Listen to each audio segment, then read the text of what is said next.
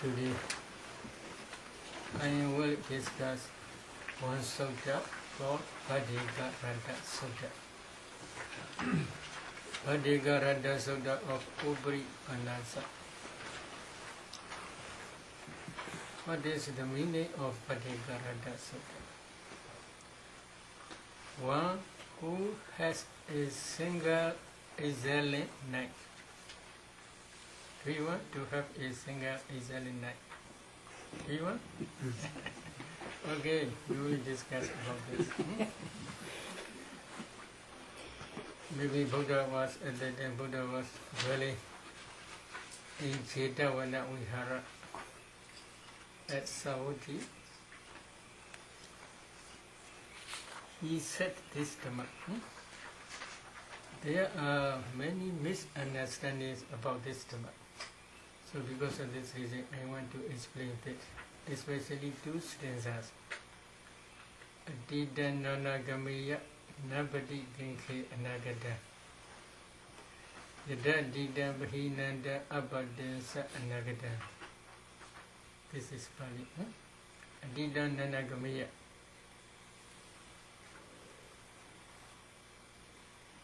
One should not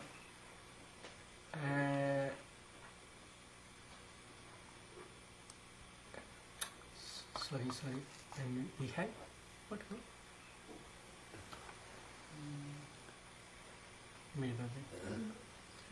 One should not follow after after the past. Why? The past had to be left behind.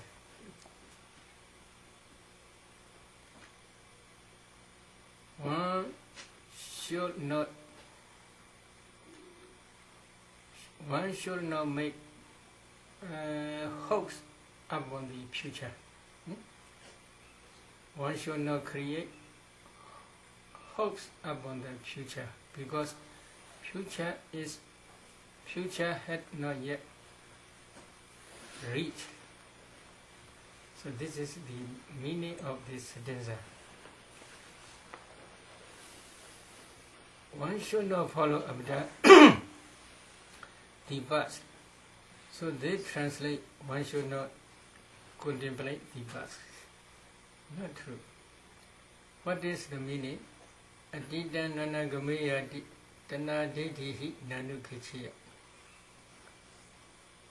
You should not follow after the past with craving around you. What is the meaning? So Buddha explained the meaning of this stanza. How does a bhikkhu does not follow after the past?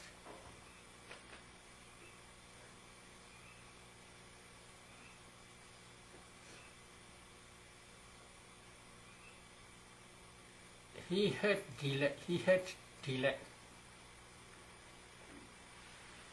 delay there, thinking, I had such material form in the past, such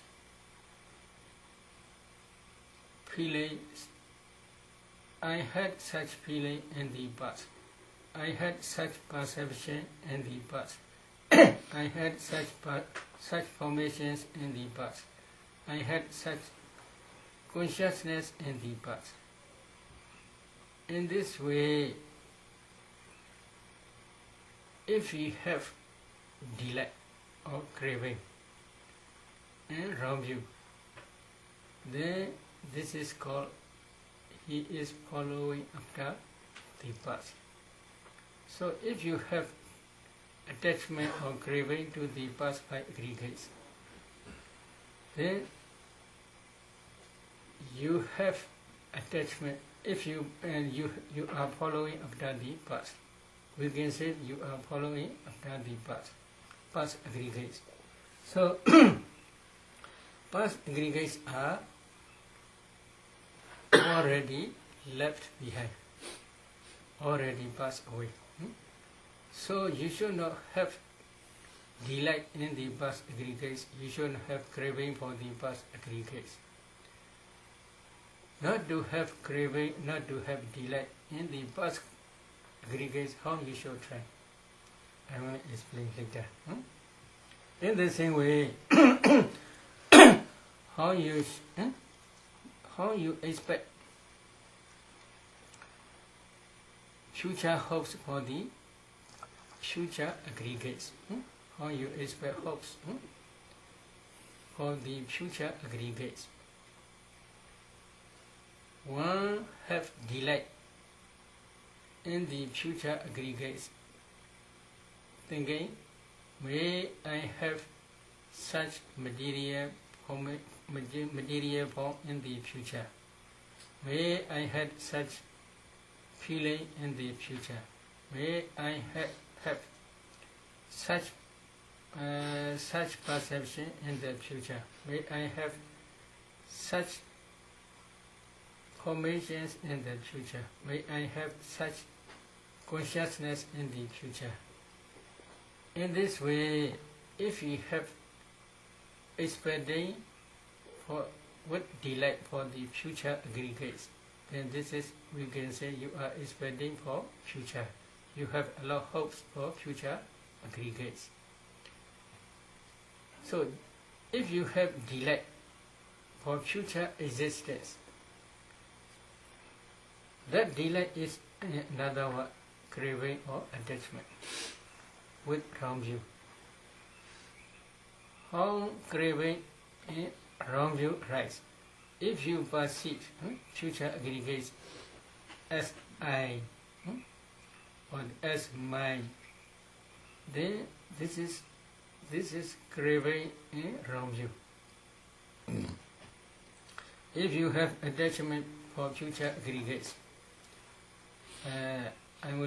may I be such and such person in the future existence. May I become a woman, such and such woman. May I become a bhikkhu, may I become a bhikkhuni. In this way, if you have expectations or attachment to future aggregates, then we can say you are expecting for future. So you should not expect for future. Not to expect for future, how you should contemplate. I will explain later. Another stanza there is Pichu Baninja Yodaman Tata Tata Vipassati Asan Hira Asan Kobantan Vida Manu Buhaye. Pichu Baninja Yodaman, present 5 aggregates. Present 5 aggregates, there are present 5 aggregates. These 5 aggregates you must contemplate nature, dukkha, and anatta, etc. Where? Everywhere. Or every mind moment, every material moment. And when you are contemplating these 5 aggregates as nature, dukkha, anatta, etc., you should try to see according to their own situation. What is situation? I had already explained. Materiality rises as a klabha. In each klabha, if you analyze, at least there are 8 types of materiality: earth element, water element, fire element, wind element, color, odor, flavor, nutrient, depth, etc. So materiality rises as a group. This is called Dhamma Teacher. Dhamma Teacher means the Dhammas arise not single, as a group only. In the same way, mentality also arises as a group, not single, not one by one. Moment by moment, materialities may be rise, but in each mind moment, at least there must be 8 types of mental factors. In some cases, such as Bhaddanta Dhamma, there are 34 mental factors. When you are contemplating these Dhamma Dhammas, you should try to see these ultimate mentalities as a group. You should not contemplate them only one. Because if there are 8 mental factors, you should try these 8 mental factors as anicca, dukkha, anatta. If there are 34 mental factors in each mind movement, then you should contemplate them as anicca, dukkha, anatta altogether. But you can separately, one by one, also you can contemplate. But you must try up to 34 mental factors, or 8 factors, etc. So, when you are contemplated in this way, that contemplation is called insight knowledge, vipassana. Again, you must also contemplate that vipassana insight as anicca, dukkha, anatta. So here 5 aggregates. These 5 aggregates you must contemplate as anicca, dukkha, anatta. This is one type of insight knowledge. That insight knowledge, again, you must contemplate as anicca, dukkha, anatta. This is called pati vipassana. What is the meaning? The meaning means here, there are 5 aggregates: material, the aggregate of materiality, the aggregate of feeling, perception, formations, and consciousness. One by one you can contemplate. For example, if you contemplate materiality aggregate as anicca, then that anicca insight knowledge also you must contemplate again as anicca or dukkha and anatta, etc. In this way, you must do both. Why? Sometimes some meditators, when they are contemplating as anicca or dukkha or anatta, sometimes their insight become very sharp. They can contemplate very easily whether this is past or present or future, internal or external, no problem. They can easily contemplate. Their wisdom at that time is very sharp. Their insight at that time very sharp, deep, profound. So at that time they have a lot of attachment, their insight. Today very good. I can contemplate. Very good. Today concentration very good. I can concentrate well. Today not good. Today not good. So if today is very good, they have attachment to that knowledge, or to that concentration, or to that insight. So that to remove that attachment, you must also contemplate that insight as anicca or dukkha or anatta. If you contemplate as anicca, that anicca insight knowledge can destroy temporarily, can destroy the perception of I. This is conceit. I. In this way, you do like that. This conceit, this anicca knowledge can remove. Why? Every mentality, every materiality, every aggregate, internal or external, when he is contemplated as anicca, as soon as they arise, they pass away very, very quickly. So he contemplates as anicca. When he is contemplated as anicca, as soon as they arise, they pass away quickly. He cannot see any I. Do you see? No, cannot see I at that time. So perception of I disappear because of that anicca insight knowledge, anicca nupassana. In the same way, these formations, these 5 aggregates as well as insight knowledge, if you contemplate them as dukkha, why? They are always oppressed by rising and passing away, so they are dukkha. If you contemplate them as dukkha, then that dukkha insight knowledge can destroy temporarily the perception of mind. This is mind rupa, this is mind feeling, this is mind perception, this is mind formation, this is mind consciousness. This perception disappears. Why? You cannot see there is mind. As soon as they arise, they are passed away, and they are always oppressed by arising and passing away. So because of this reason, you cannot see mind. So if there is no I, there will be no mind. Because all are impermanent.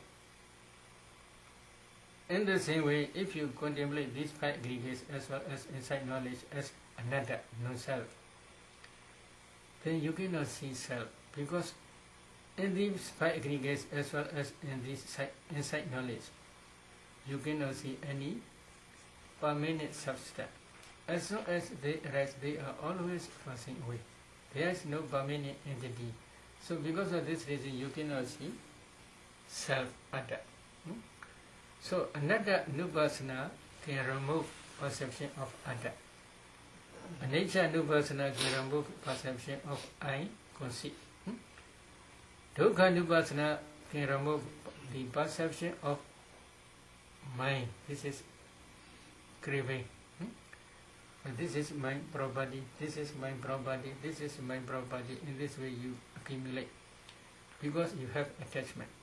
So this attachment will disappear. Dukkha nupassana can remove craving. Anatta nupassana can remove atta perception. Dukkha nupassana can remove perception of mind craving. The anicca nupassana can remove conceit.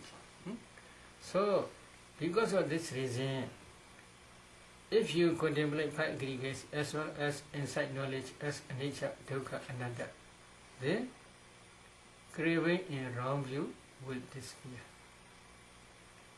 Craving in wrong view will disappear. And this is the present. So, asanhira, asankopa. Craving in wrong view cannot overcome this insight knowledge as well as these five aggregates. If you contemplate them as anicca, dukkha, anatta, you can overcome the craving in wrong view on these five aggregates as well as on this insight knowledge. This is if you want to remove this train craving in wrong view, how you must try? You must contemplate these five aggregates as well as insight knowledge as anicca, dukkha, and anatta. Do you understand? In the same way, there are five past aggregates. Buddha teach not to follow after past aggregates by craving and deity. This meaning is, depending on past aggregates, you should not have craving in wrong view. You must remove craving and wrong view. How you should do? You must contemplate past aggregates also as anicca, dukkha, and anatta. If you contemplate past aggregates as anicca, dukkha, anatta, this craving and wrong view cannot arise, depending on past aggregates. In the same way, there are future five aggregates. You have many expectations, hopes for future five aggregates. These are tanha, craving and wrong view. If you want to destroy this craving and wrong view, how you should try? You must contemplate future aggregates also as anicca, dukkha, and anatta. If you contemplate these future aggregates as anicca, dukkha, and anatta, then perception of the craving in wrong view will be disappear. So, past aggregate, present aggregate, future aggregate. There are three. Three texts. So, whether this is past aggregate or present aggregate or future aggregate, if you contemplate them as anicca, dukkha, anatta, the craving in wrong view will disappear. This is same meaning only. But nowadays many Mahatiras, they translate this stanza as Adhidananagamaya. You must not follow after the past aggregates. Then they translate, you must not contemplate past aggregates. In this way they translate. And then you must also, you should not expect for future existence or for future aggregates. They translate this also, you should not contemplate future aggregates. Then in present also Buddha says, depending on present five aggregates, you should not have craving and wrong view. How you should do? You must not contemplate them. If you want to remove craving and wrong view depending on present aggregates, then you must contemplate present five aggregates as anicca, dukkha, anatta. In the same way, if you want to remove craving and wrong view depending on past aggregates, then you must contemplate past aggregates as anicca, dukkha, anatta. In the same way, if you want to remove craving and wrong view, depending on future aggregates, then you should also contemplate future aggregates as anicca, dukkha, anatta. This is very clear meaning. So, if they translate, you must not contemplate past, you must not contemplate future, then dependent origination will be meaningless. Because past causes produce present effect. Present causes will produce future effect. Then you will not understand the noble truth of the origin of dukkha, samudaya satya. How you can understand? So, the object of this insight knowledge is number one, the noble truth of suffering, dukkha, satya. Number two, the noble truth of the origin of suffering, samudaya, satya. These two types of satya dhammas are the object of vipassana. These two types of dhammas are called formations sankhara. These sankharas are the object of vipassana. You must contemplate these sankharas as anicca, dukkha, and anatta. Because in the beginning of my Dhamma talk, I had been explained one type of sutta, one sutta, Aswakhiya sutta, the destruction of taste. The destruction of taste comes about for one who knows and sees. So that the destruction of taste is means for one means who knows and sees means what knows and sees. For one who knows and sees, this is the noble truth of suffering. For one who knows and sees, this is the noble truth of the origin of suffering. For one who knows and sees, this is the noble truth of the cessation of suffering. For one who knows and sees, this is the noble truth of the path leading to the cessation of suffering. Then the destruction of the days comes about. So, the destruction of the days means to attain hardship only. Arhava improves knowledge which realizes Nibbana. Then destroying the days completely without remainder. So, if they do not understand or do not know and see the noble truth of the suffering as well as the noble truth of the origin of suffering, they cannot become arhat. They can destroy the days of defilements. The destruction of the days or defilements is for one who knows and sees these four noble truths only. If they do not understand these four noble truths, they cannot become Sotapanna, they cannot become Sagadagami, they cannot become Anagami, they cannot become Arhat. If they cannot become Arhat, they cannot destroy these defilements. So, to become noble ones, they must understand with direct knowledge these four noble truths. Among four noble truths, past aggregate, five aggregate also include. Present five aggregate also include. Future five aggregates also include. Internal five aggregates, external five aggregates also include. All are include. In the same way, among past five aggregates, past causes are also include. Include means past causes arise depending on past five aggregates only. In the present, now here five aggregates. Depending on these five aggregates, present five aggregates, you accumulate five causes. Avijja, ignorance, tanha, craving, upadana, clinging, sankhara, formations, and karmic force, karma. These five causes arise depending on present. Present five causes arise depending on present five aggregates. In the same way, past five causes also arise depending on past five aggregates only. No present five aggregates. In the same way, Future causes or future five causes also will arise depending on future five aggregates only. Without understanding or without discerning past aggregates, past five aggregates, you cannot understand five past causes with your direct knowledge. In the same way, without discerning future five aggregates, you cannot understand future five causes with your direct knowledge, because you cannot discern. So, without discerning past causes and past aggregates, one cannot understand the noble truth of the origin of suffering. Without understanding the noble truth of the origin of suffering, one cannot realize Nibbana.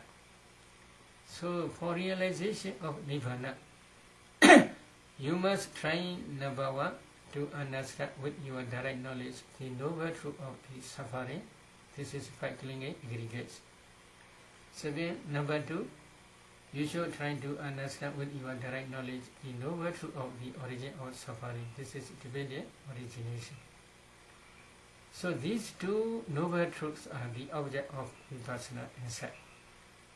If you can contemplate them as nature, dukkha, anatta, systematically, one day when your insight becomes mature, your path in fruition knowledge will realize Nibbana stage by stage.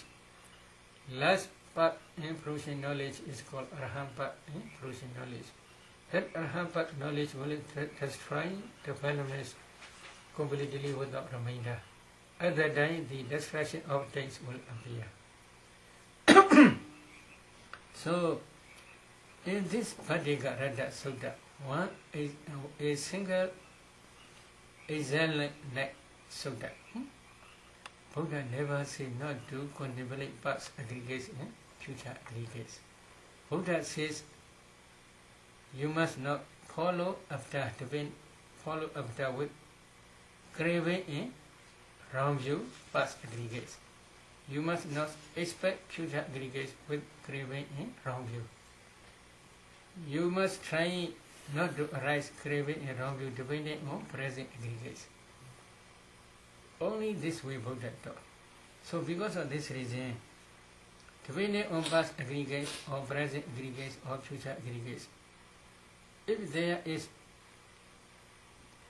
craving in wrong view, then you must contemplate these past aggregates, present aggregates, future aggregates as nature, dukkha, anatta, to remove this craving in wrong view only. This is one. So if you can contemplate these past five aggregates, present five aggregates, future five aggregates, internal five aggregates, external five aggregates as nature, dukkha, anatta, again you must also contemplate that nature insight knowledge as nature, dukkha, anatta again. Because depending on this nature, this insight knowledge, sometimes you may have craving in wrong view.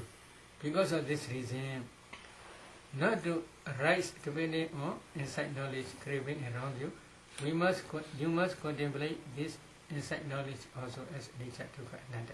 What is insight knowledge? According to Buddha's teaching, insight knowledge arises as a cognitive process. Mind-cognitive process. Number one is mind-abiding consciousness. There are 12 mental factors. 7 impulsions, jhanas. In each jhana there are 34 mental factors usually. I had been calculated before, this 34. So, among these 34, insight knowledge is also present. That insight knowledge is predominant factor when you are contemplating these formations as nature, dukkha, anatta. So, predominant factor is insight knowledge, but that insight knowledge cannot arise alone, single. It arises always with associated mental formations. Altogether, these mental formations, you must contemplate them as nature, dukkha, anatta, this insight knowledge. So, this insight knowledge, together with associated mental formations, you must contemplate as nature, dukkha, and anatta. If you contemplate them That insight knowledge cannot be destroyed or cannot be overcome by craving and wrong view. This is one meaning. Another meaning is Nibbana. Another meaning is Nibbana. While they are contemplating nature, dukkha, anatta in this way, one day their insight become mature. When their insight become mature, at the end of insight knowledge, path and fruition knowledge will arise. Path and fruition knowledge which realize Nibbana will arise. That path knowledge and fruition knowledge realize Nibbana. After realizing Nibbana again, you must try to attain fruition knowledge again and again. Fruition attainment. Fruition attainment again and again. Fruition attainment means after path knowledge, fruition knowledge appear. That fruition knowledge can realize Nibbana. In that Nibbana, there is no mentality, no materiality. This is object. But here path in fruition knowledge, which take Nibbana as object. Here path knowledge, there are that usually 37 mental form fetters. Fruition knowledge also say there are 37 mental fetters. This 37 mental fetters means when you are contemplating 5 jhana dhammas, for example, as anicca, dukkha, anatta, and that if you realize Nibbana, then your path in fruition knowledge is associated with 37 mental fetters. 34 plus Samma vacha, Samma kammanta, Samma ajiva. 3. Right speech, right action, and right livelihood. 34 in these 3 together, all together there are 37 mental fetters. So, in this case, asahira, asankopan, tanvidam, lubhyuhi. That fruition attainment you must again try. Again trying that fruition attainment.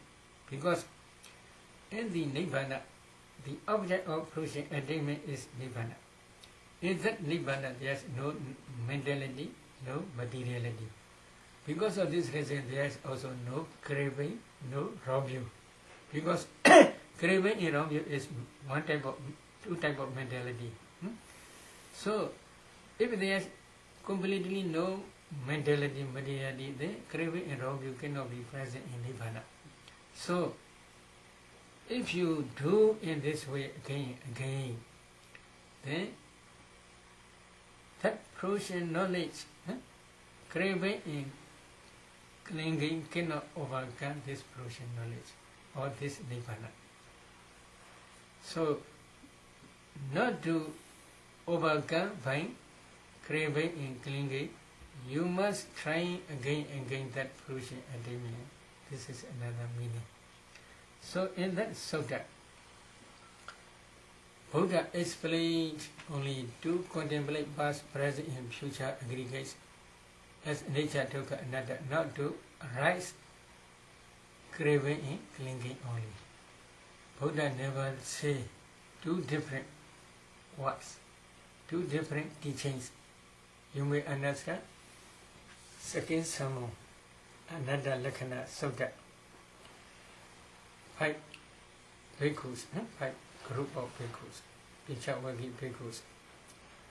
They contemplate these 11 types of 5 aggregates, past, present, future, internal, external, gross and central, inferior and superior, far and near. These 11 types of 5 aggregates they contemplate as nature, dukkha, anatta. Again. After attainment of Sotapanna. One day their insight become mature, and then Buddha teach Anatta Lakkhana Sutta.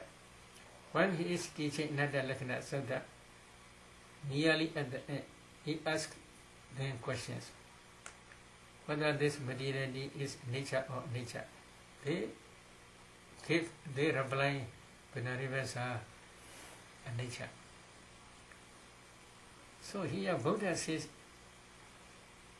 material aggregate in the same way, feeling, perception, formations, and consciousness, 5 aggregates. These 5 aggregates are nature or nature. They reply as a nature. You should try to see. Buddha never tell lies. So, In the same way, these five aggregate, this five group of bhikkhus also will never tell lies. Because at the end of this sermon, they will realize or they will become arahats.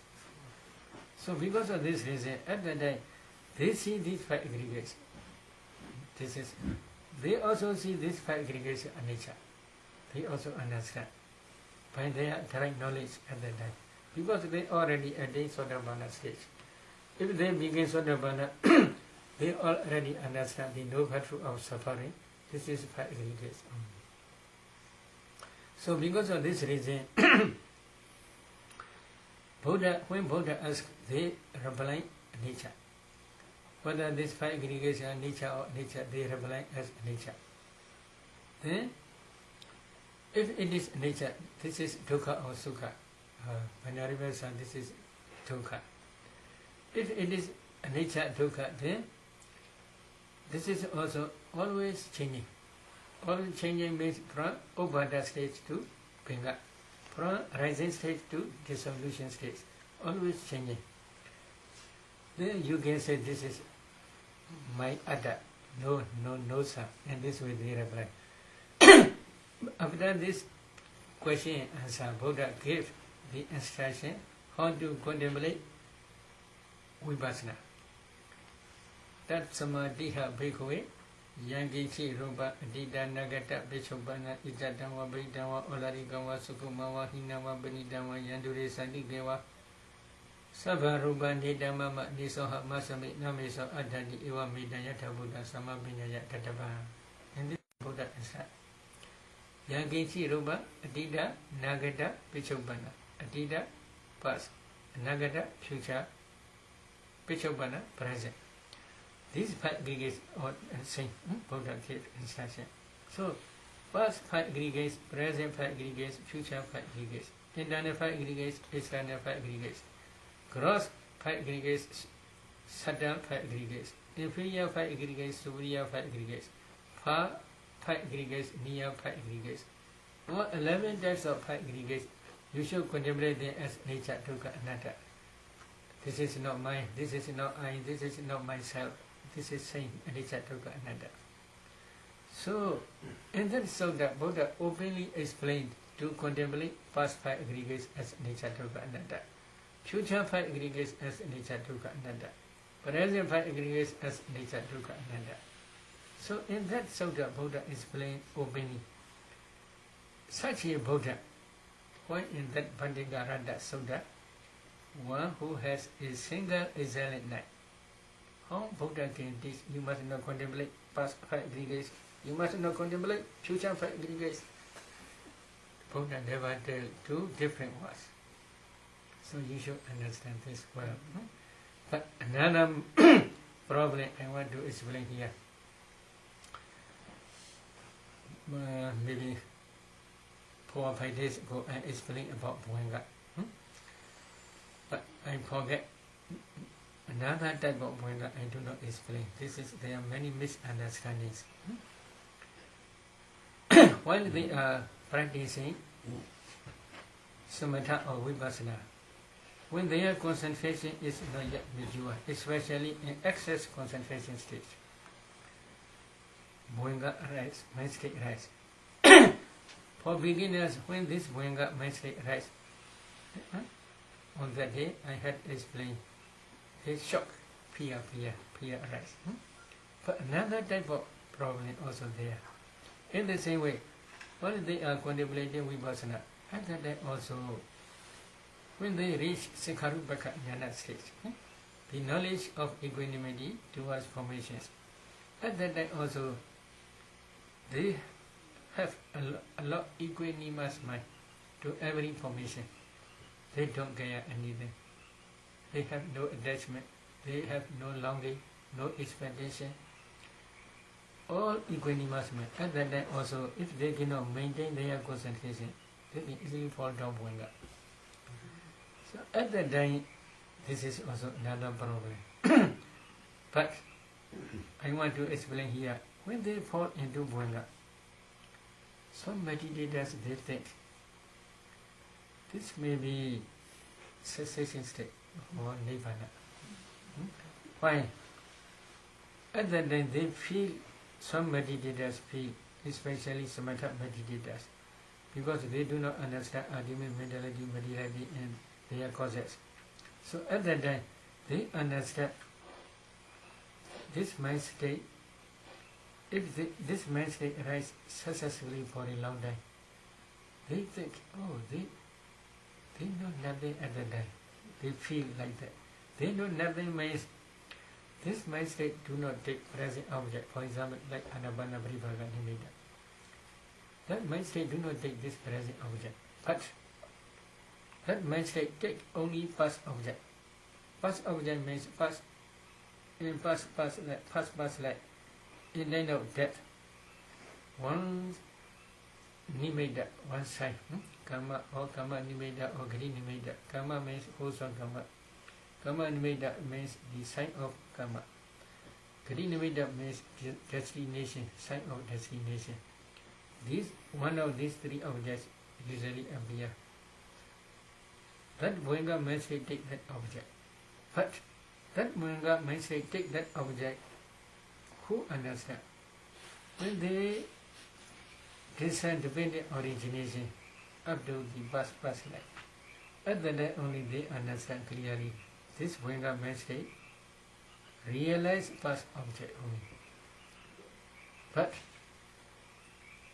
especially when they cannot analyze ultimate mentality and materiality, or when they cannot discern ultimate mentality, materiality, they do not understand that Goenka mindset. How many mental factors are there? They do not understand. Because they do not yet discern ultimate mentality, materiality. This is one reason. Another reason is they never discern dependent origination. So this ultimate mentality, materiality are 5 aggregates in other words. Same. 5 aggregates in mentality means 4 mental aggregates. So this ultimate mentality, materiality and their causes, especially dependent origination, these two noble truths are the object of vipassana. Many meditators, they think, oh, Samakas, disciples of Buddhas, cannot see this ultimate mentality, materiality. This is their perception. Because of this perception, they do not try, they never try to understand this ultimate mentality and materiality. But they say they are trying vipassana. They may say only. They believe first is finished, left behind. So it is not necessary to discern past, to contemplate past. Future is not yet reached, not have yet reached. So because of this reason, it is not necessary to contemplate future, only present. If they practice present only, number one, they do not understand ultimate mentality, materiality as the present. Number two, they do not practice to understand dependent origination. So they do not know the noble truth of suffering, then the noble truth of the origin of suffering. These two are the object of insight knowledge. Without understanding these two types of noble truth, if they contemplate, if they try vipassana, their vipassana is only just superficial. So, at that time, when they practice anyway, usually samatha maybe, when they practice at that time, usually they fall into Goenka. But at that time, if they practice again, at the beginning stage only maybe they may shook a little bit.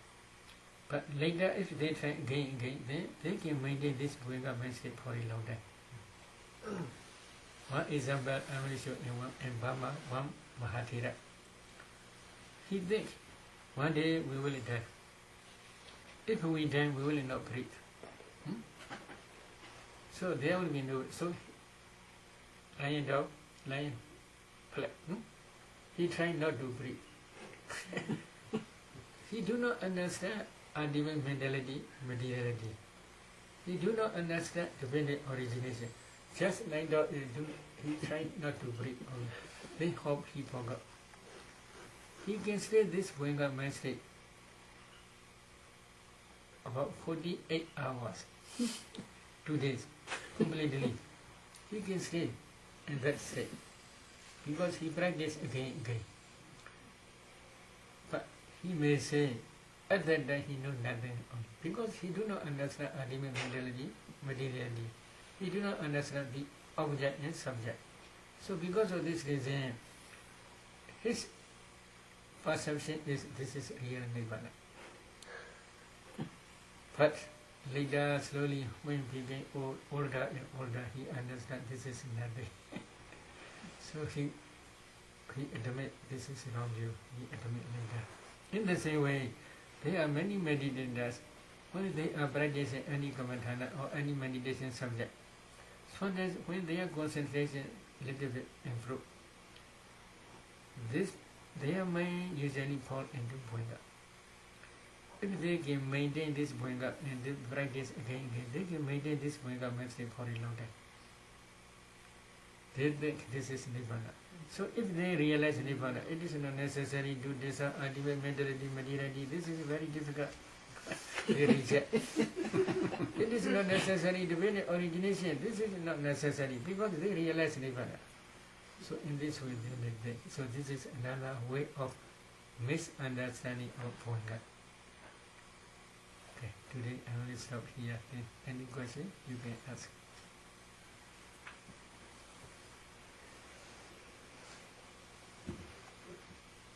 Yes. Is it impossible for people to spontaneously end up in a state of nirvana who have no training? Are there cases of that? Yes, one sutta. Sayuddha Nikaya, you can see this sutta. I will recite that sutta. Sabba bhikkhu navijana abrijana avirajya avajaha abhava dukkhakhaya. It is impossible to realize nirvana, which is the end of suffering, without understanding ultimate mentality, materiality by 3 types of insight knowledge. 3 types of insight knowledge is maybe the vipassana insight or vipassana insight knowledge only.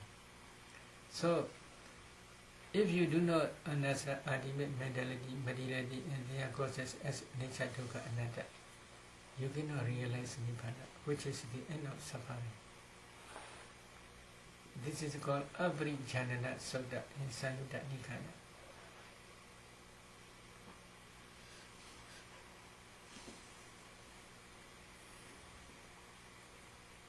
No question?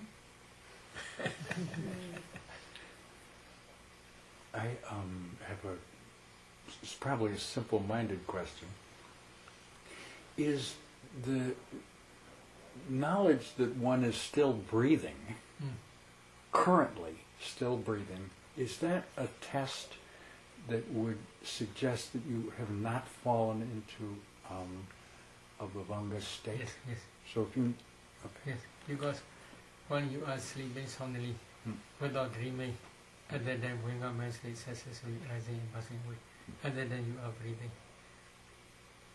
The meaning is bhaddanta mind state can produce breathing.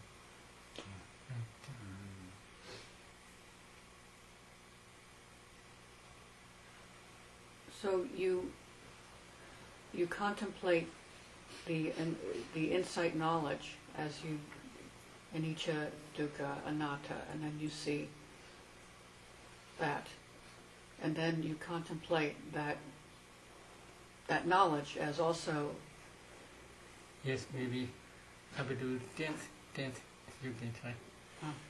Up to 10th, for example, this is 5 aggregate. Yes.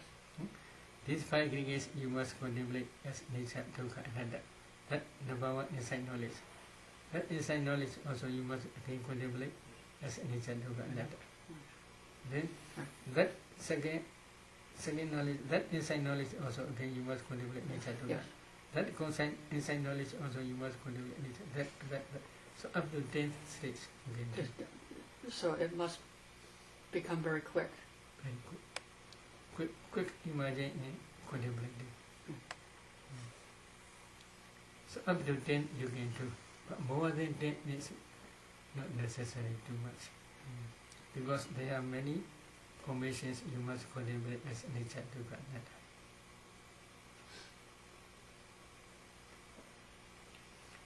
Arupa Sadaka. Mentality subject. Session and Visuddhi Magga, the Bhagavad Purification, you can see this way of practice.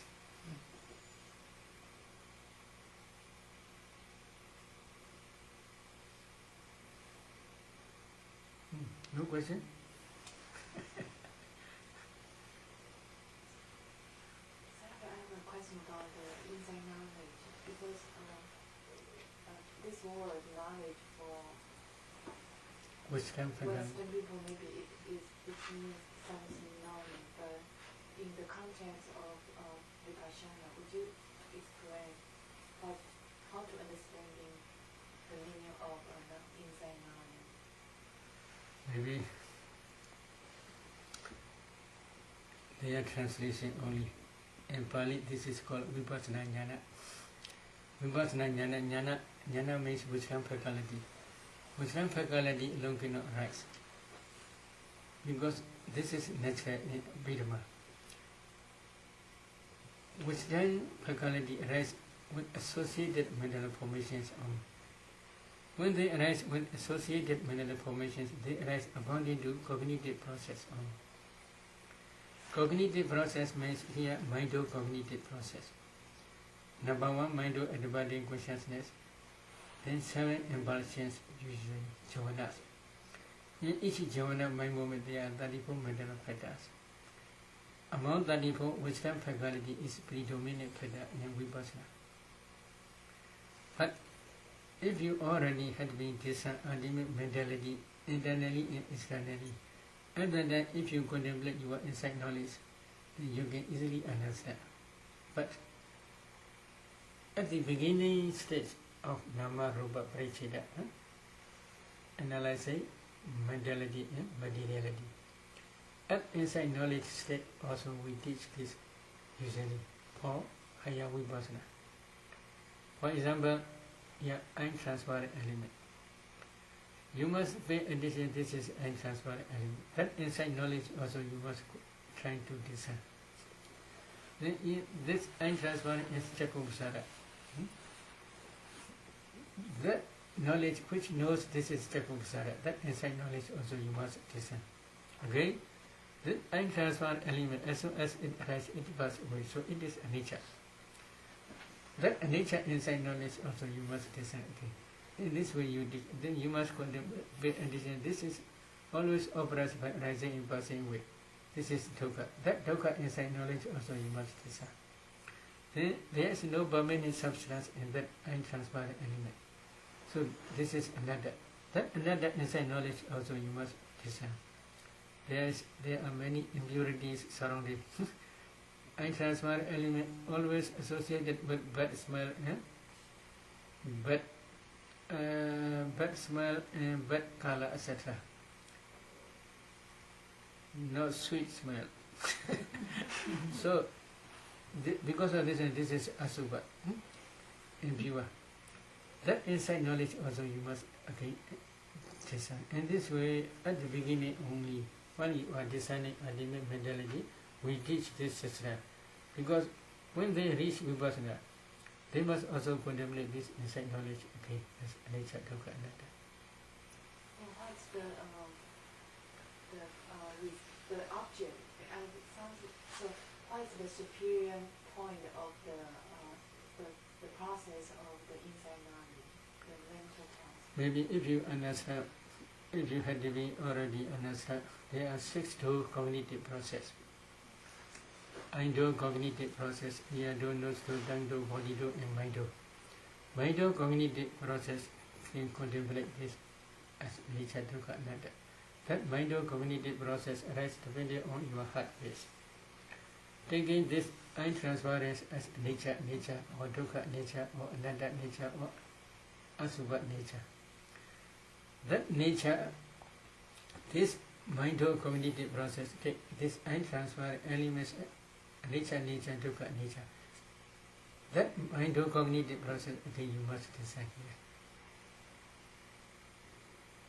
here. But if you can discern ultimate mentality thoroughly, you will understand. But if you do not yet discern ultimate mentality. Other than maybe just imagination. Maybe.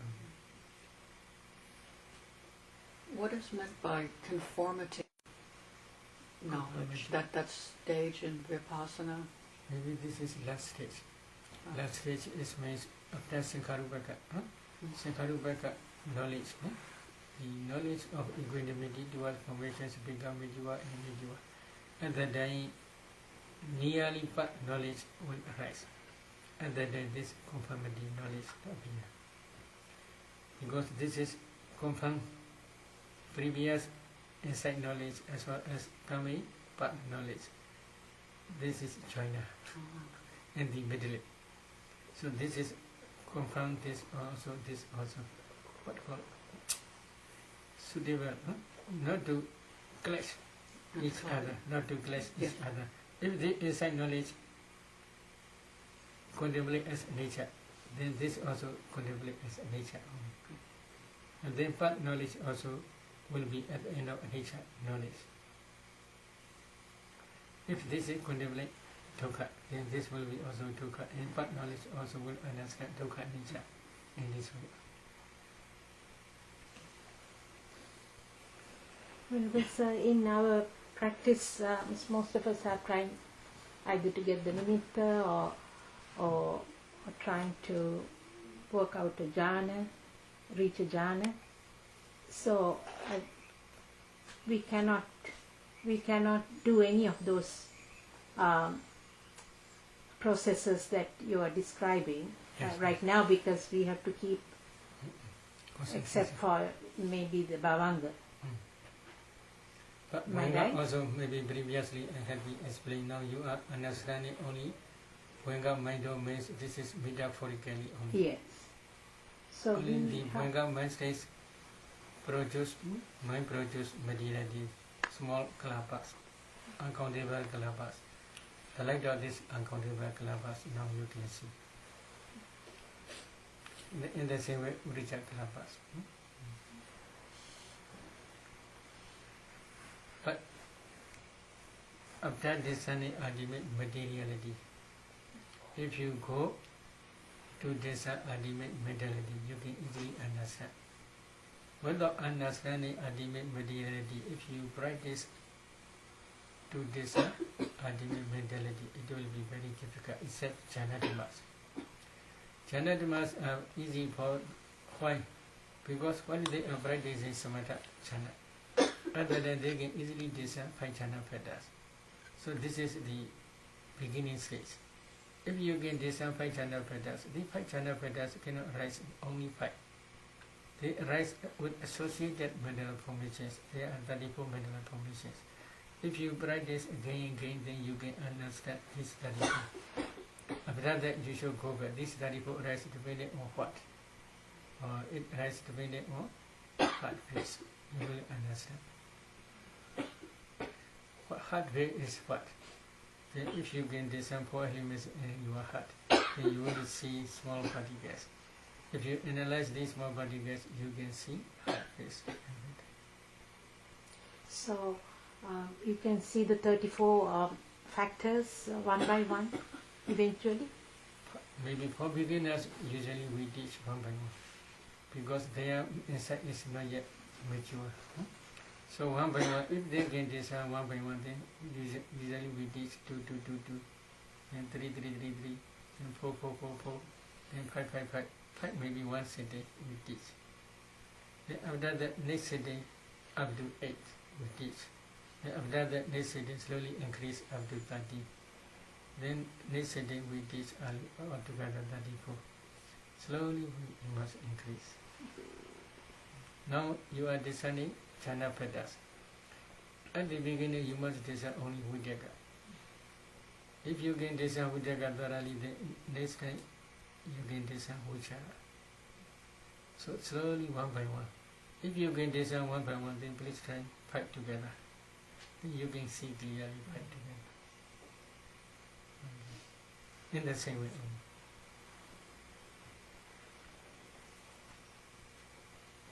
Thank you, sir. I don't know whether I remember right.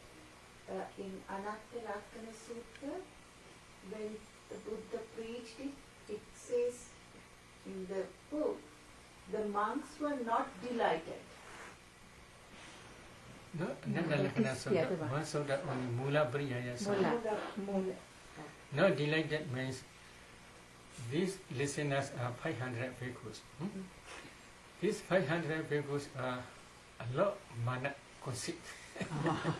Brahmins. Because they are Brahmins. They are learned Brahmins. They have a lot sharp wisdom. Whenever Buddha taught any Dhamma, only once they can memorize all. So because of this reason, not difficult his Dhammas. Very easy, we can learn easily. In this way they do not pay respect to the Buddha.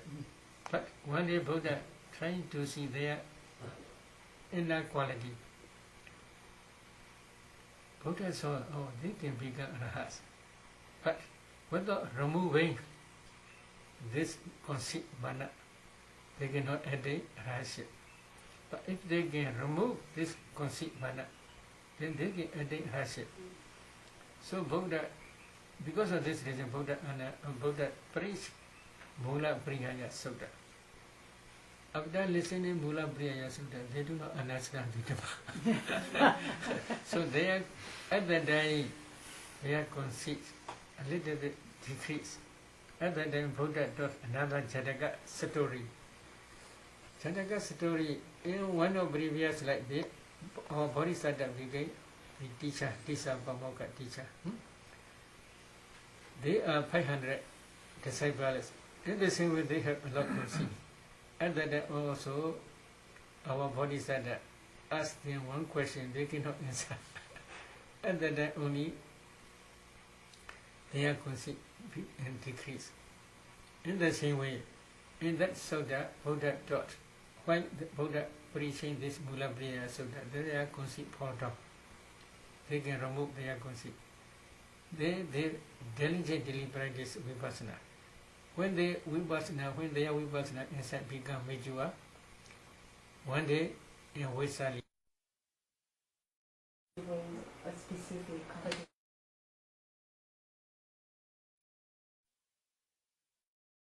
Sayadaw, with regards to this Pāvanga, in some tradition it's taught that this absorption on this Pāvanga mind state should be cultivated by the Bodhisattva at the point at which he attains Sankhara Upekkhañāna and doesn't wish to enter into Nibbana.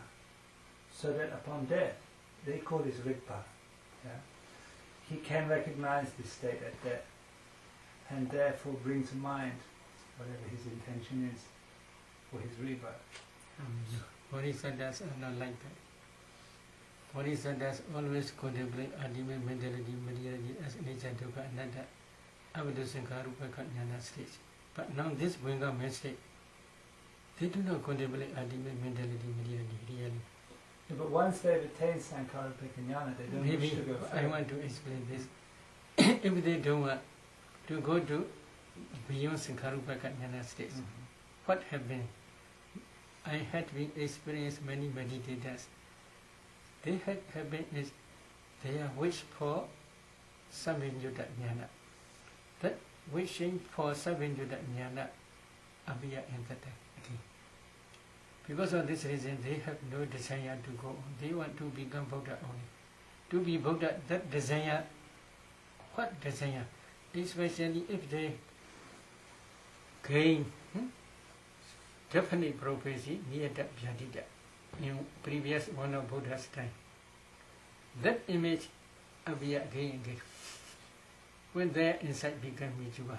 So they do not stay in Bhaddanta state. This is only Buddha taught in Adita Briyaya Sutta. This is Vanchya. Vanchya means who cannot take any paragana. What called in English? Anyway. Any woman who cannot take any paragama. Infertile. Sterile, infertile, cannot have child. No child at all. Infertile, cannot Yes. reproduce. This is called Vanchya. That like Vanchya. Vanchya cannot produce any children. In the same way, this mind also cannot produce any rasa. This is useless mind. But Buddha says, instead of thinking different, unwholesome, and thinking unwholesome thoughts, discursive thoughts. If you stay in Bhuanga, it is better. In this way also Buddha taught. If you think to kill mother, father, etc., instead of such thinking, if you stay in Bhuanga, it will be better. In this way Buddha also taught. But it is Monchia, cannot produce any good or bad result. So this is only useless mind only. Useless mind means cannot produce any good result, higher good result. But is our goal to stop producing results? Our goal is to stop producing results with our No mind. produce. If it is Bhuanga, cannot produce. But that's good. No Because we good, don't no want to good. produce Maybe karma. Bodhisattvas always must accumulate paramis.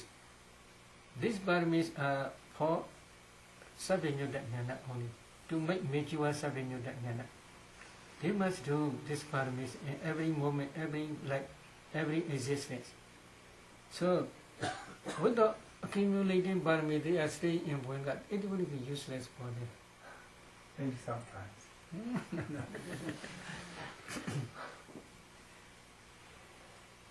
In last night's Dhamma talk, talking about the difference between Mahayana and Theravada with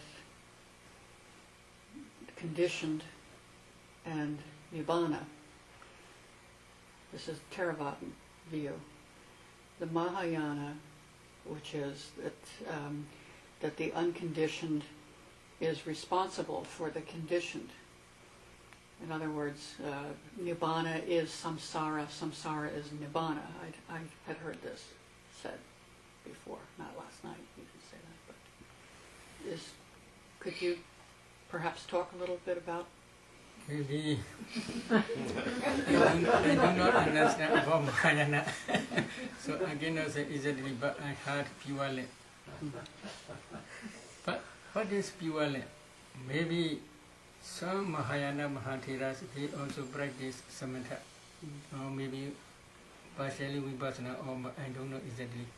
But their samatha also powerful. They can see some mentions and things. So especially in our Theravada Buddhism, there's one interesting point is pure Abbot. Pure Abbot means the Sutta Vasa. Sutta Vasa means Sutta is pure persons. Pure means only Anagami and Arahat. They can stay in that right place. Occasionally, for a long time, there are no Buddhas. Maybe their lifespan is only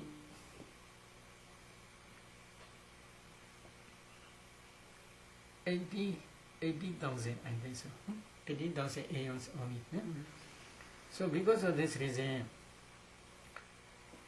many aeons Buddha never appear. There are no paramas. This plane become empty. That pure Abbot become empty. So they may see this pure Abbot and then so when their samatha inside become very powerful, that pure Abbot and they may misunderstand and the pureness. Because this is very pure. I think so only, but I do not understand Mahayana idea completely. But Nibbana is is very different. very different means they may see here maybe for example missions small very big gates. Then Brahmas are very big. Brahmas, their body is very big. Their missions are very big, not like this meditation hall. Because, for example, Kadigara is one of the disciples of Kaspa Buddha. He is friend of our Bodhisattva in Kaspa Buddha's time. So he always looked down his friend Jodi Bala. One day will become Buddha. When will he renounce? He always waiting about see. One day our Bodhisattva renounced last night. Then when he reached Anoma beach, he offered ropes. Do you remember that story? Ropes. rope and balls. So that katigara, when our bodies are there, raise up his what called outer clothes, what called? Yeah, lower clothes. And this again, if I really will become Buddha, this cloth not fall down to the ground. Then he raise up. You should also try. Cloth never go down. Then that Katigara take this cloth up to his Brahmavar. He do one type of jidya.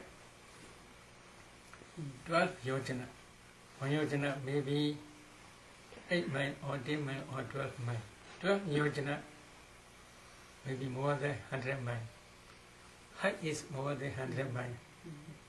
The diameter, what called? Maybe 100, more than 100 miles. Yeah. So how big you will understand? This is made of 7 types of jewels only, no bricks, no stones.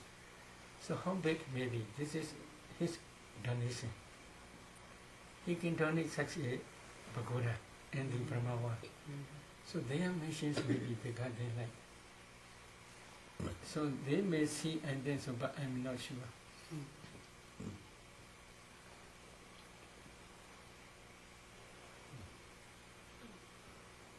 Okay, today let that stop.